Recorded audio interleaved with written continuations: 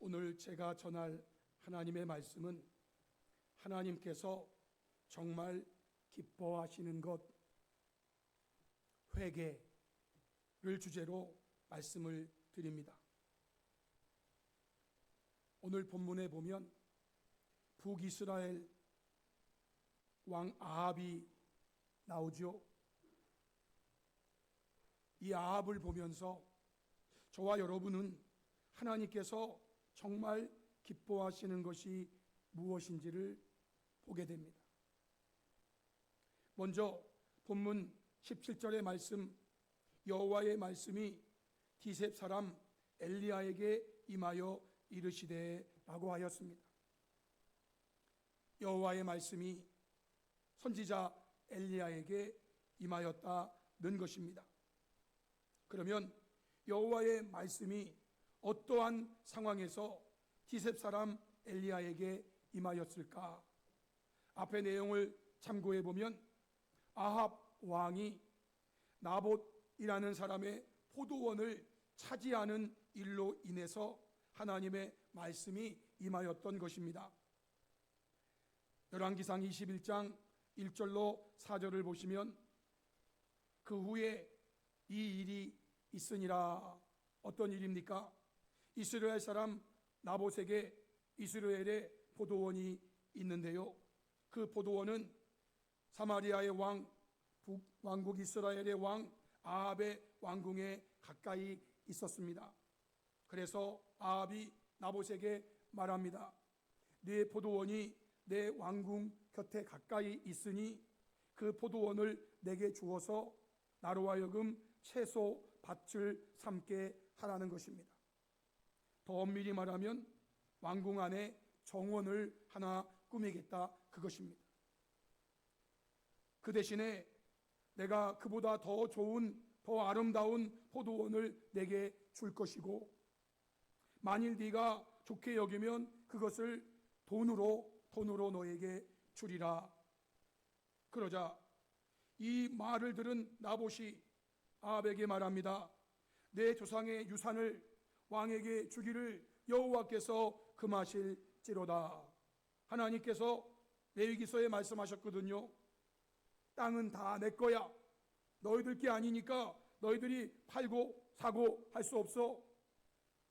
하나님이 내 조상에게 땅을 주셨고 그것이 지금 나에게까지 왔는데 하나님이 팔지 말라, 주지 말라 그랬는데 제가 어떻게 왕에게 드립니까? 거절했습니다. 그러자 아합이 이 말을 듣고 근심하고 답답하여 왕궁으로 돌아와 침상에 누워 얼굴을 돌리고 식사를 아니 했다는 것입니다. 나봇의 말이 하도 기가 막혔든지 아니면 그에게 모멸감을 느낀 느낌인지 어떤지는 모르지만 이 아합의 마음이 어토로 표시됐어요. 왕궁으로 돌아와가지고 침상에 누워서 얼굴 돌리고 식사도 안 하는 겁니다. 5절 이후에 이 모습을 보고 있던 그의 아내 이세벨이 묻습니다. 왕의 마음에 무엇을 근심하여 식사를 아니 하시나이까? 왕의 마음에 대체 무슨 근심이 있어서 식사도 안 하십니까? 그러자 왕이 말한 겁니다. 내가 이스라엘 사람 나봇에게 내 포도원 내게 주되 내가 돈으로 너를 아니면 더 좋은 거 내가 줄게 그랬는데 그가 하는 말이 내가 내 포도원을 왕에게 줄 수 없겠다 하더라는 겁니다. 그래서 내가 지금 속상하고 내가 지금 화가 나고 그래서 내가 지금 이렇게 하고 있는 거다 하는 거죠. 그런데 여러분, 이 말을 들은 그의 아내 이세벨이 뭐라고 하느냐? 왕이 지금 이스라엘 나라를 다스리시나이까? 이 말은요, 왕이 지금 왕 맞습니까? 라는 거예요. 이세벨은 시돈 나라, 그 나라의 공주죠, 공주. 자기 아버지가 왕인 거예요. 시집 오기 전까지 자기 나라의 왕이신 아버지가 어떻게 했는지 다 보면 잘 알잖아요. 거기는 왕이면 못하는 게 없어. 왕이 지금 그 포도원 달라는데 그것도 그냥 달라는 게 아니라 좋은 포도원으로 다시 바꿔주고, 아니면 돈을 쳐 준다는데, 아니 그런데 백성 중에 한 사람이 거절을 해. 또 거절한다고 그걸 가지고 속상해.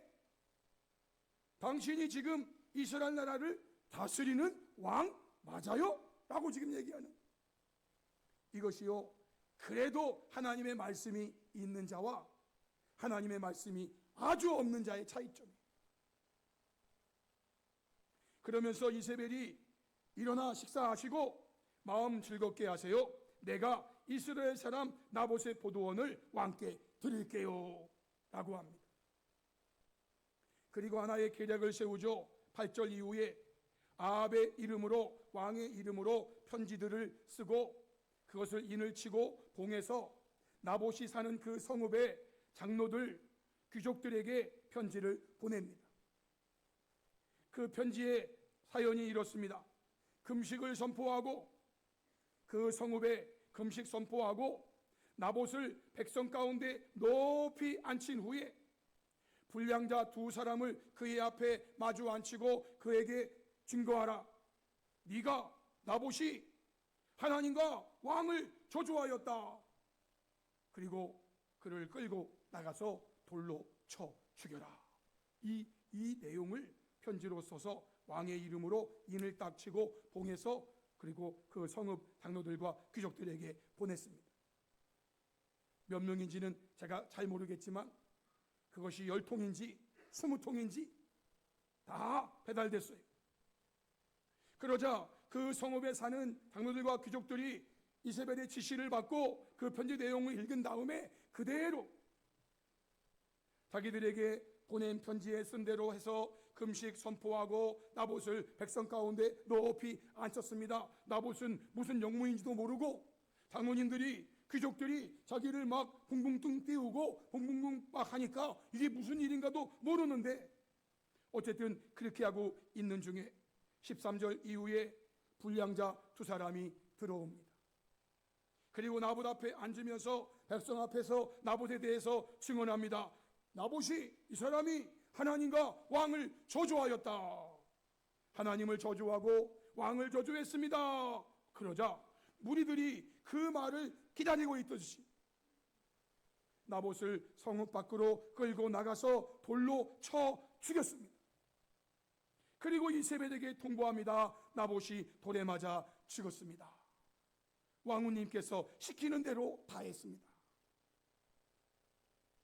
사람들은 이게 무슨 영문인지도 모르고 그냥 나봇을 성 밖으로 끌고 나가서 돌로 쳐 죽인 겁니다.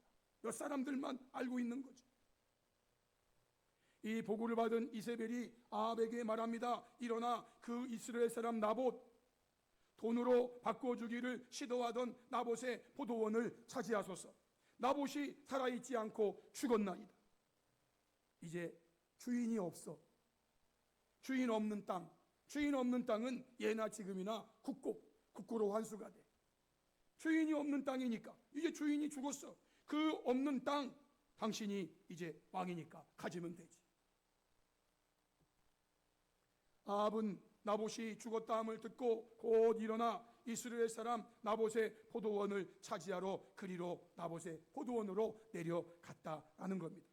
이것이 16절이고 이제 17절로 이어지는 오늘 본문의 여호와의 말씀이 디셉 사람 엘리야에게 임하였다라는 거죠. 여러분, 이러한 상황에서 주어진 하나님의 말씀이 무엇입니까? 아합과 이세벨에 대한 말씀인데요. 먼저 아합에게 주어진 말씀의 내용을 보시면 18절로 19절입니다. 하나님이 엘리야에게 말합니다. 너는 일어나 내려가서 사마리아에 있는 이스라엘의 아합 왕을 만나라. 그가 나봇의 포도원을 차지하러 그리로 내려갔나니.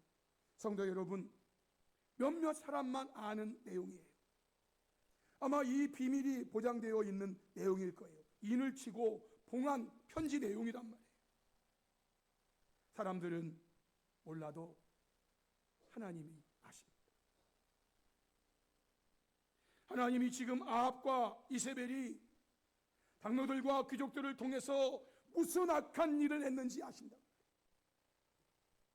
그리고 나봇이 죽었다고 이제 그 포도원 주인 없는 땅이니까 왕의 것이지 하고 그것을 차지하러 그리로 내려가는 아합을 보시면서 엘리야야, 너 일어나서 내려가서 사마리아에 있는 이스라엘의 아합 왕을 만나. 그리고 이렇게 말해. 너는 그에게 말하여 이르기를 여호와의 말씀이 네가 죽이고 또 빼앗았느냐, 네가 나봇을 죽이고 또 그 포도원을 빼앗았느냐.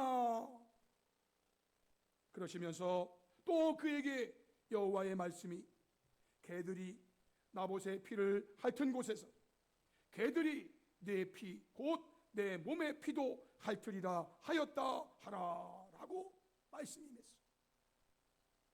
나봇을 성읍 밖으로 끌고 내친 다음에 사람들이 돌을 들어 나봇이 죽었단 말이에요.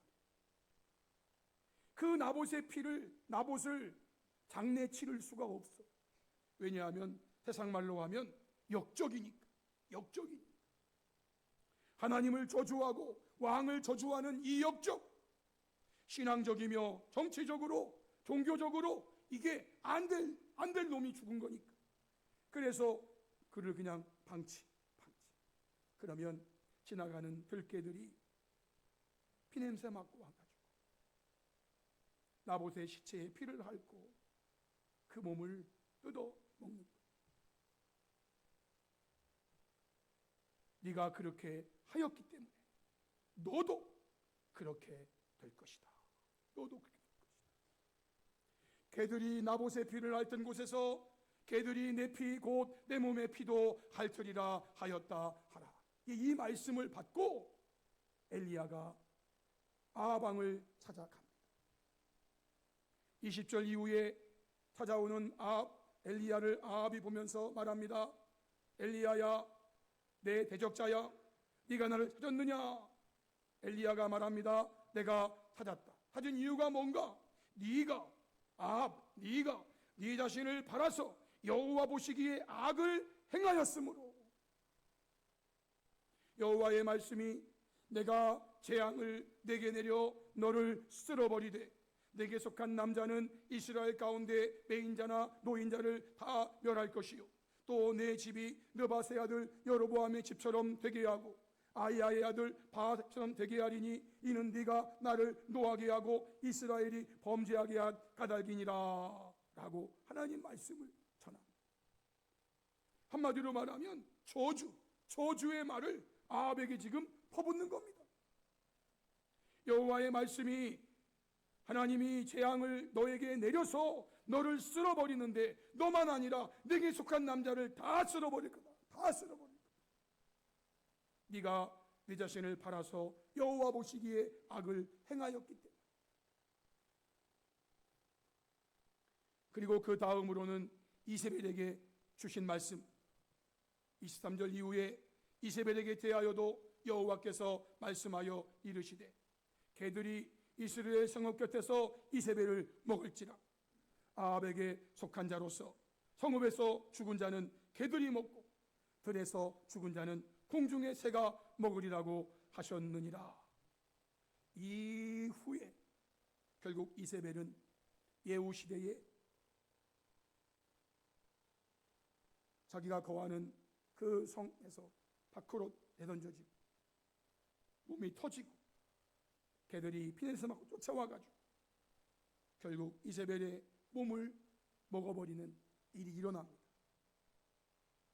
이때 하나님이 엘리야를 통해서 이세벨이 어떻게 될 것인지, 그가 하나님의 재앙으로 어떻게 죽을 것인지를 얘기한 것입니다. 예로부터 아합과 같이 그 자신을 팔아 여호와 앞에서 악을 행한 자가 없음은 그를 그의 아내 이세벨이 충동하였습니다. 그가 여호와께서 이스라엘 땅에 쫓아내신 아모리 사람의 모든 행함같이 우상에게 복종하여 심히 가증하게 행하였더라. 이세벨이 아합을 충동해서 온갖 죄를, 온갖 악을 다 저지르게 이런 왕은 없었어. 그런데요, 여기에 하나의 반전이 있습니다. 그것이 무엇인가 하면 이 말을 들은 아합, 이 왕이 보인 반응입니다. 오늘 본문 열왕기상 21장 27절에 아합이 이 모든 말씀을 들을 때에 그의 옷을 찢고 굵은 배로 몸을 동이고 금식하고 굵은 배에 누우며 또 풀이 죽어 다니더라. 이 말을 현대어적인 언어로 표현했습니다. 엘리야가 말을 마치자 아합은 두려워서 옷을 찢었다. 그는 예언자의 경고를 듣고 자신의 잘못을 뉘우치면서 굵은 베옷을 걸쳤다. 그리고 잠을 잘 때에도 이 굵은 베옷을 벗지 않고 잠을 잤고, 걸을 때에도 천천히 걸으면서 어떤 음식도 먹지 않았다. 금식하면서. 여러분, 아합이 보인 반응이 예상했던 것은 이게 아니에요. 아니, 선지자 주제에 감히 왕인 나한테 네가 뭘 근거로? 왜냐하면 이게 지금 밀봉된 편지거든요. 이걸 누설할 경우에는 귀족이든 장로든 어쩌면 이세벨에게 후환이 두려워. 후환이 은밀히 행한 것이기 때문에 아무도 모른다고 생각하는 거예요. 그런데 네가 감히 나에게 와가지고 나를 찾아서 나를 아련해서 내가 지금 너를 만나줬더니 네가 지금 나한테 이런 재앙을 퍼부어? 네가 지금 나와 왕후를 능멸해? 이런 그러면서요, 아마 시위병들 불러가지고 경호병들 불러가지고 이놈을 당장 가두든지 저 뭐 주둥이라고 해야 되는지 뭐 하는지 그냥 뭐 쫓으라든지. 하여튼 여러분, 그렇게 지금 반응을 보여야 되거든요, 지금 아합이. 그런데 말이에요. 엘리야의 이 경고를 듣고 그가 두려워서 옷을 찢고 자신의 잘못을 뉘우치면서 굵은 베옷 걸치고 잠을 잘 때에도 굵은 베옷을 그냥 입은 채로 걸을 때에도 천천히 걸으면서 어떤 음식도 먹지 않았다.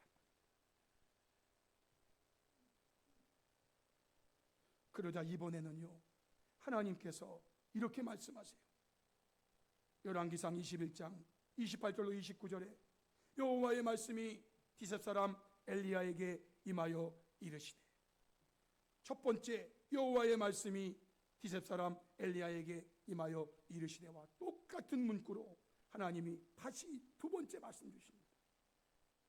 성경에는 없지만 제가 표현해 봅니다. 엘리야야, 아합이 내 앞에서 겸비함을 네가 보느냐?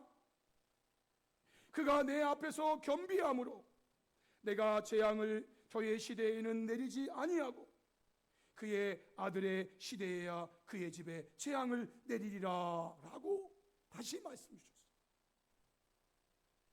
조금 전에 주신 말씀은 내가 엘리야를 통해 하신 말씀이 무엇입니까? 하나님이 아합의 집에 재앙을 내려가지고 나봇의 피를 핥은 개들이 아합 내 몸의 피를 핥게 될 거야. 여러분, 개들은 천년 만년 살지 않습니다. 개들은 많이 살아야 15년 뭐 이렇게 산대요.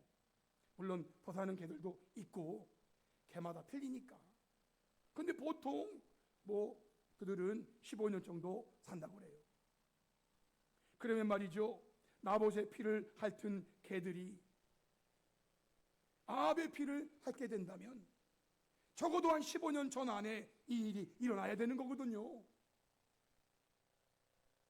그런데 하나님께서 말이에요, 아합이 하나님을 두려워하여 옷을 찢고 그 예언자의 경고를 들은 다음에 자신의 잘못 뉘우치고 굵은 베옷을 걸쳐 입고 잠을 잘 때에도 그 옷 벗지 않고 천천히 걸음도 걷고 어떤 것도 먹지 않고 이러한 모습을 보시면서 우리 하나님이 엘리야에게 이렇게 말씀하신 거예요. 엘리야야, 너 다시 가서 내 말 전해. 아합이 내 앞에서 겸비하였기 때문에 내가 재앙을 너의 시대에는 내리지 아니하고 네 아들, 네 자손의 시대에 가서야 재앙을 내릴 거야.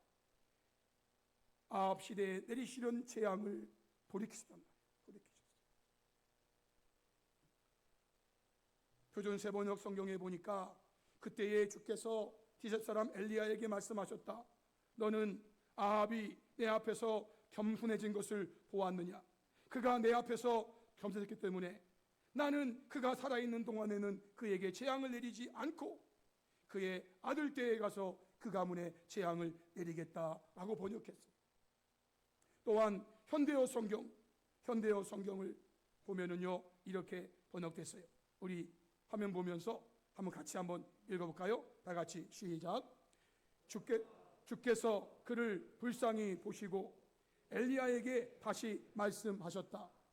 아합이 마침내 내 앞에 굴복한 것을 내가 보았느냐?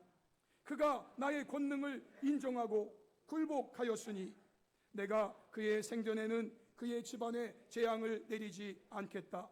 그러나 그의 아들 때에 가서 그 재앙을 내리겠다라고 말씀하십니다.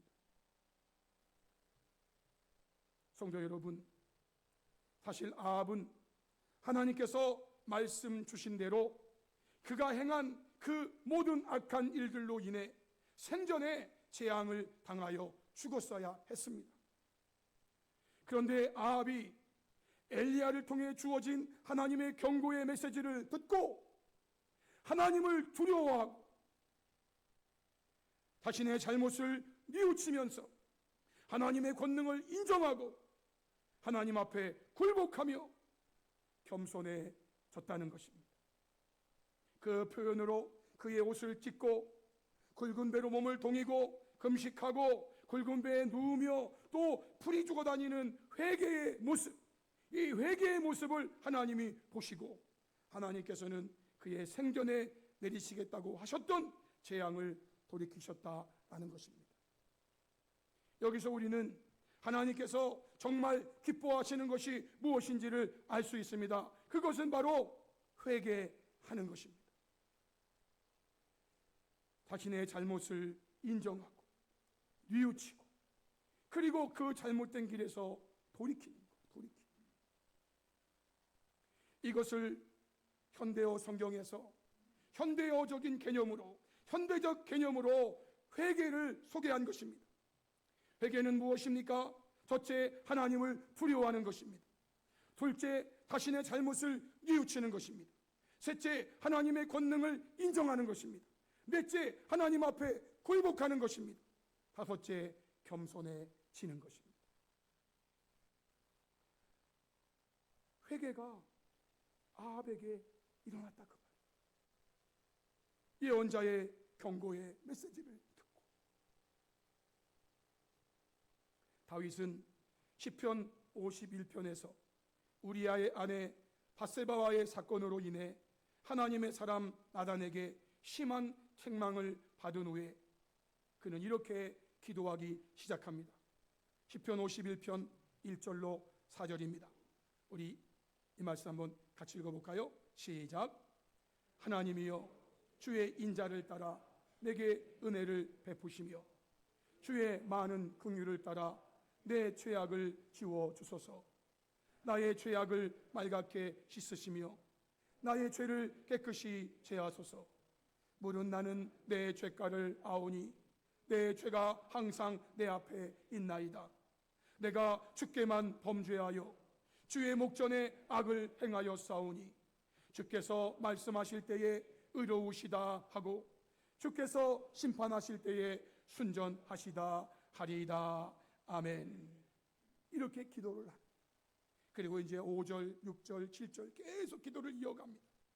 그러다가 16절과 17절에 와서 이런 기도의 내용을 주께서는 제사를 기뻐하지 아니하시나니 주께서 제사를 기뻐하셨다면 내가 드렸을 것이라. 그러나 주는 번제를 기뻐하지 아니하시고 하나님께서 기뻐하시는, 하나님께서 구하시는 제사는 상한 심령이다. 하나님이여, 상하고 통회하는 마음을 주께서 멸시하지 아니하시리이다. 성도 여러분, 하나님은 회개를 정말 기뻐하신다는 것. 회개를 정말 기뻐하신다. 신약 성경에서 예수님의 길을 예배하러 왔던 세례 요한과 예수님의 말씀이 있습니다. 마태복음 3장 1절로 2절에 그때의 세례 요한이 이르러 유대 광야에서 전파하여 말하되 회개하라, 천국이 가까이 왔느니라. 세례 요한의 복음 전파의 첫 일성이 회개하라, 회개하라. 마태복음 4장 17절에 이때부터 예수께서 비로소 전파하여 이르시되, 예수님이 처음으로 복음 전파하시는 그 내용이 회개하라, 천국이 가까이 왔느니라. 이 내용을 마가는 마가복음 1장 4절 이렇게 말했습니다. 요한이 잡힌 후 예수께서 갈릴리에 오셔서 하나님의 복음을 전파하여 이르시되, 때가 찼고 하나님의 나라가 가까이 왔으니 회개하고 복음을 믿으라. 회개하고 복음을 믿으라는 것입니다. 믿음 먼저? 아니요, 회개가 먼저. 회개가 먼저. 회개하고 복음 믿으라. 마가복음 6장 12절에 보면 예수님의 제자들이 나가서 전파한 게 무엇이었습니까? 회개하라 전파했다. 제자들 나가서 전파한 것도 회개하라는 거였어요. 누가는 그의 복음을 마치면서 누가복음 2장 47절에서 또 그의 이름으로 죄 사함을 받게 하는 회개가 예루살렘에서 시작하여 모든 족속에게 전파될 것이 기록되었다라고 말했습니다. 회개가 모든 족속에게 전파될 것이 기록되었다라는 거예요. 베드로는 베드로후서 3장 8절로 9절에 사랑하는 자들아, 주께는 하루가 천년 같고 천년이 하루 같다는 이 한 가지를 잊지 말라. 주의 약속은 어떤 이들이 더디다고 생각하는 것이 더딘 것이 아니라 오직 주께서는 너희를 대하여 오래 참으사 아무도 멸망하지 아니하고 다 회개하기에 이르기를 원하시느니라 라고 말했어요. 이 땅에 있는 사람들이 회개하면 하늘에 있는 회개할 것이 없는 그 모든 사람들보다 하나님은, 주님은 기뻐하신다고 말씀하십니다. 사랑하는 성도 여러분, 성경이 일관되게 말씀하고 있는 것이 바로 이것입니다.